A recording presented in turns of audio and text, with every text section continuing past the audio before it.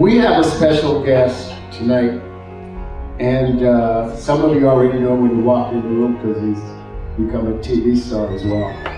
Among all these other things that he's done, you know, he's suave, he's handsome, he's had a ton of energy, and one of the nicest people you ever meet.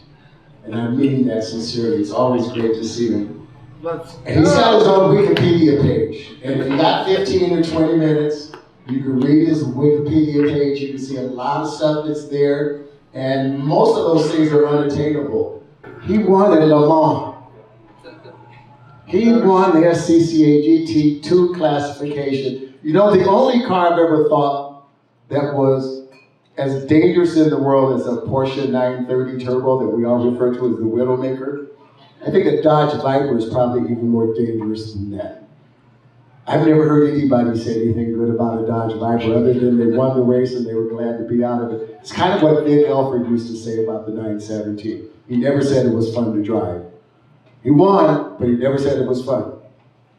And there are a long list of other accomplishments that Justin has done on his own.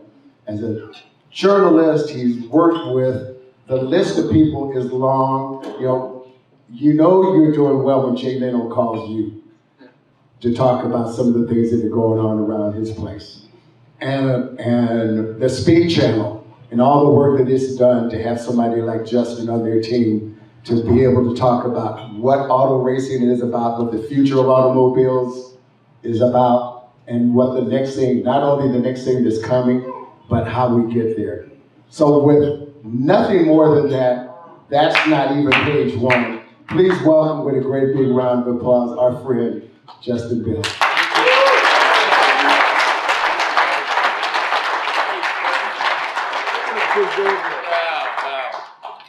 Wow.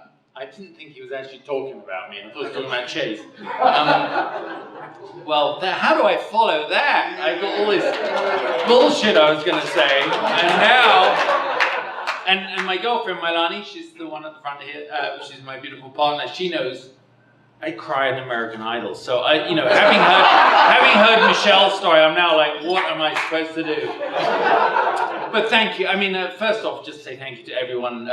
Chase, when you reached out and asked me to come, it was obviously a huge honor, and working with everybody, bringing, I'm not allowed to say your name, everyone getting me here, it was really exciting. I didn't really know what to expect, because generally when they say you're heading up into the mountains with a load of car guys, you don't know if you're going to come back down the mountain, because we can get a bit wild sometimes. But this has been truly a beautiful weekend in every way, and of course the weather, we made the best of it, and of course came out the right side, and here we are. This is the whole point of it.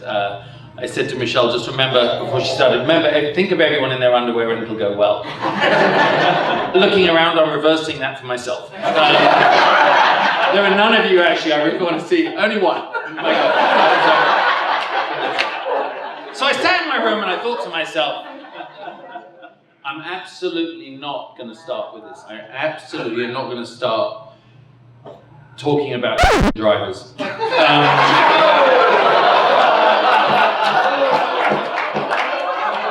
And if you're in the back, I'm not talking about you, I'm talking about them, Davey here. You're not even in the same club. It's been a wonderful friend, and just seeing everyone here, and Mel lent me this beautiful car. Thank you so much from McKenna, Hutton. But let's talk about those. It's incredible cars, and let's talk about the special cars that we have here. Who is in the Mustang? Well done, you. They need a round of applause. He wouldn't let me pass. He was like off like a scolding cat. Two Mustangs. Okay, you're both mad, because I saw you, I watched everyone, they were driving the crap out of them. Really great to see. Who's in the Fiat 500? Wow. We did the California Melee last year, and there was someone in front of us in a little Fiat forever. They never gave up, so that's really good. But seeing, I think obviously the two, in a way, most beautiful cars were those two Dakar Porsches, absolutely stunning. But it made me think of a story that I heard. You know the three guys, they're in Ireland. And these three guys are in Ireland, and they're very proud of their individual physical traits. And one of them, as you are about your cars, quite rarely, because they're amazing, but just this story came to mind. This is where I go off script, totally Chad, totally down the wrong list. So they're in a bar in Ireland, and they're looking at each other, Liam, Seamus, and O'Reilly, and Liam's going, oh, you know, I tell you what, they're getting very drunk. It's quite appropriate. We'll have them here and everywhere. And they're going, oh my God, I have the smallest hands in the world. And they go, actually, you really do have small hands? Oh yeah, really small hands like this. And then he goes, what, they're really small? I think they're the smallest in the world. And then Seamus is going, I got the smallest feet. You should see my feet, they're really small. And he goes, they are bloody small, those feet of yours. And they look, and O'Reilly goes, I have the smallest penis in the world. Really? And they go, oh, go, sure, that is awfully small. They may have this, see, it just ties to their car so well. And anyway, the bartender looks across and he goes, listen, you three idiots, you're in Guinness. Go to the Guinness Book of Record office in the morning and you can get this sorted out once and for all. So they head up. The next morning, also excited, they go in the office. Actually, when I've told this story before, they've always been small people, but I realized this morning that there's no need for them to be small, they can be normal size. So they go in the office, they're all excited, the lady comes out, who's first? And Liam's like, I'm first. And he walks into the door, he's waving his little, very, very tiny hands. About 10 minutes later, he comes out and he goes, it is official, I have the smallest hands in the world. And they're like, oh, he's so they clap and everything. Anyway, Seamus is like, and he's so excited, he almost falls over, his feet are so small. Off he goes to the door, little wiggling his toes. 10 minutes later, he comes back out and he goes, oh my God, it's amazing. I am the world record holder for the smallest feet. Sorry, Irish accent. The smallest feet in the world. Obviously, by now, O'Reilly is beside himself with excitement. So off he goes, like pointing at his crutch as he walks out. 2 minutes later, he walks back in. And he goes, who the f is Hutton McKenna?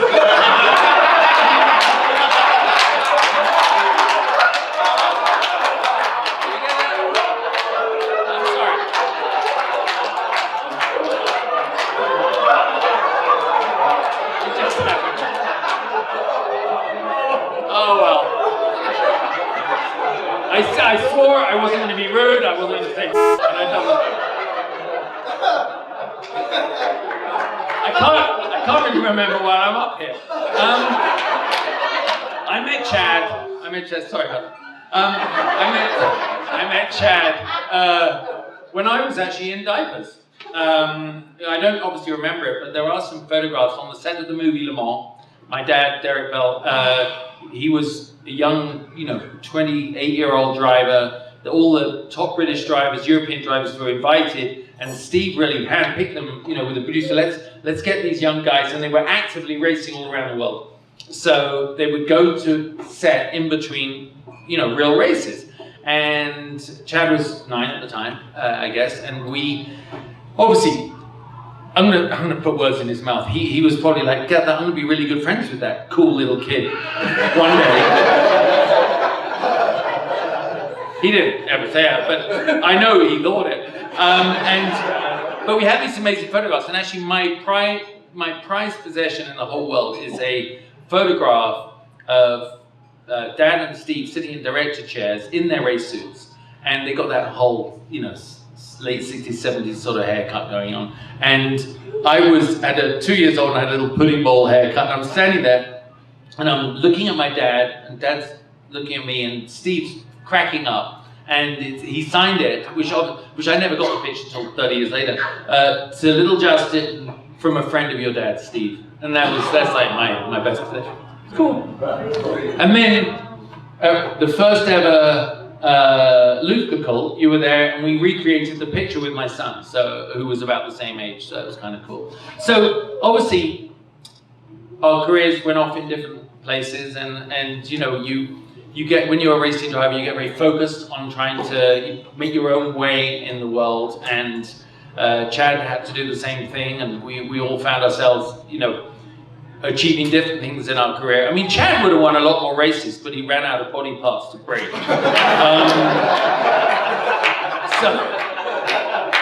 And walls. What was that? Right, buddy? It's good. I was in the race when he hurt himself. I was at Daytona. Not a good moment. Because, you know, it's very easy, and Michael knows, he's done enough track driving, and all of us, and I know Hutton's done it. You know, you race and you think to yourself, oh, we're not, it's not my day, I'm not going to get hurt today. We were in a generation where you really had to work pretty hard at hurting yourself, but when you look at the crashes they have in Formula One now compared to the crashes that would have killed them 30 years ago. And we're very, very fortunate. You can have accidents on the road now that you would have died in 20 years ago. So technology and everything has really helped us, but you never forget that driving fast cars is essentially a very, very dangerous, incredibly dangerous thing. And both our dads were in this era where 7 to 10 guys a year from your class of 20, 25 would die.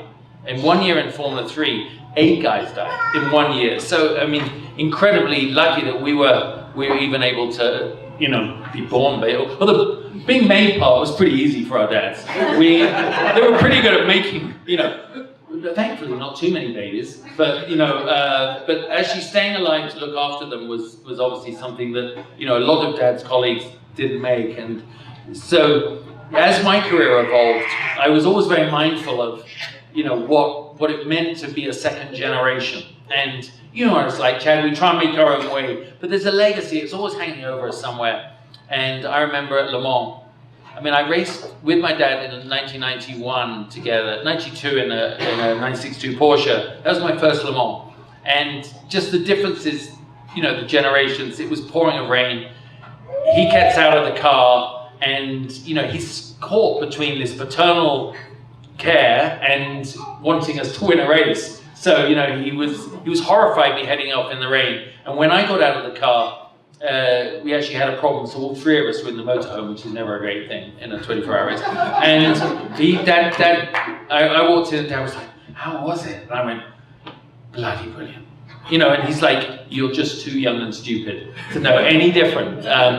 But, we had some great experiences at Le Mans, but in 1995, we raced the Harrods McLaren, if you remember that car. It was the first, when the McLaren F1 GTR was just around, racing for Harrods. It was incredible. Andy Wallace and my dad and I went to Le Mans, and for 12 hours on Father's Day, we led the 24 hours of Le Mans. And we had a little clutch release bearing go near the end, so we finished third. But to stand there with your dad on the podium at Le Mans, having done it my whole life, right?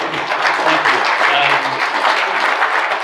And Dad, that's more applause than I got there. But actually, understand, there's 100,000 people on the pit lane, 70,000 Brits, and they're all shouting your name, and it's just astounding. Obviously they're shouting for him, but I kind of took the bell part for myself. And he said to me,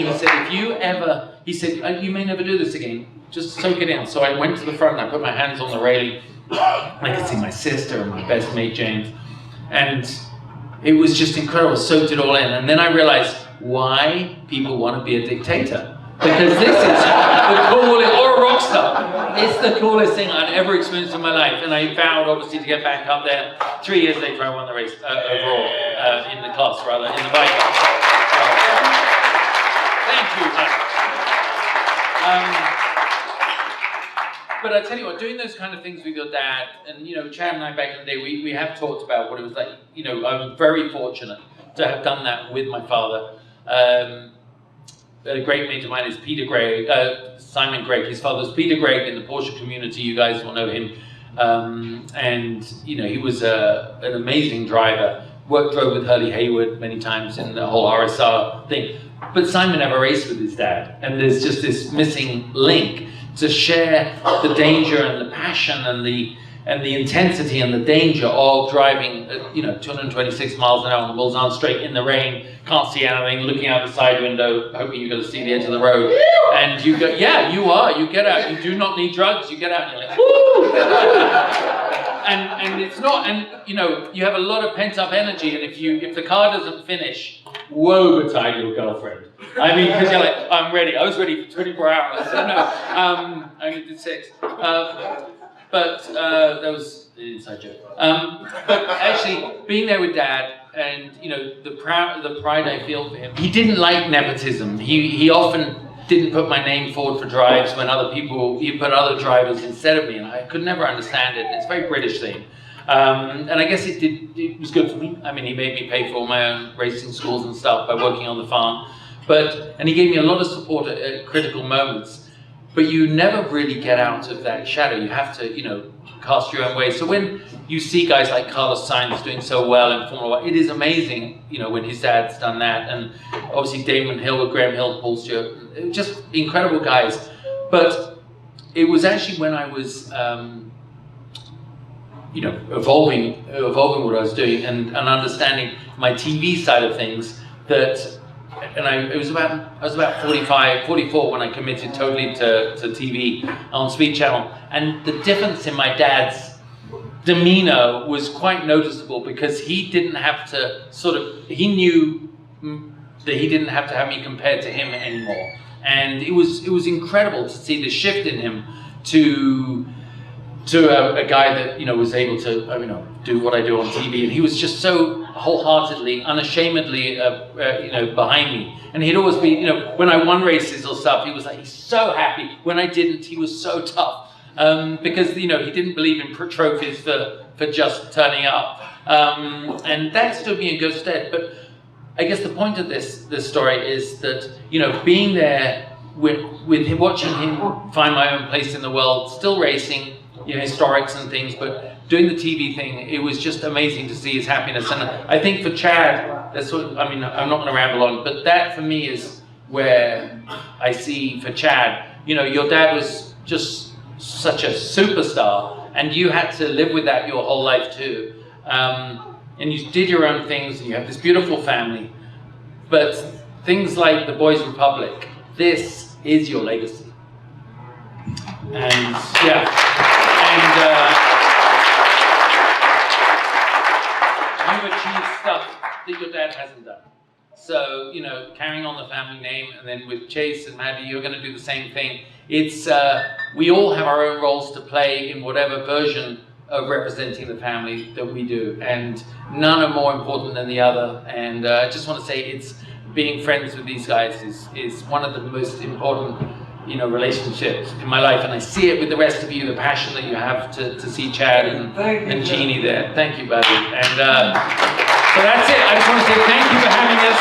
It's been amazing. I had so many even worse jokes that'll happen in the bar. All right, guys, thank you for having us, and it's just amazing. We'll be back next year, I hope.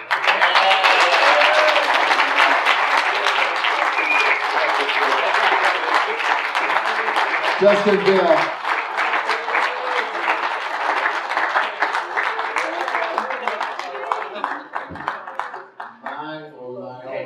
Now you see why it's so popular. You know, and I hope you're watching this podcast. You can find them. They're easy to find. Watch all the other great stuff that he's doing. And thank you for taking the time to be here. And even though Chad and Chase asked you, you could have had something more important to do, but you were here with us, and we appreciate that as well. You are very nice. Wow. So how are we doing? Is that okay? Is that okay?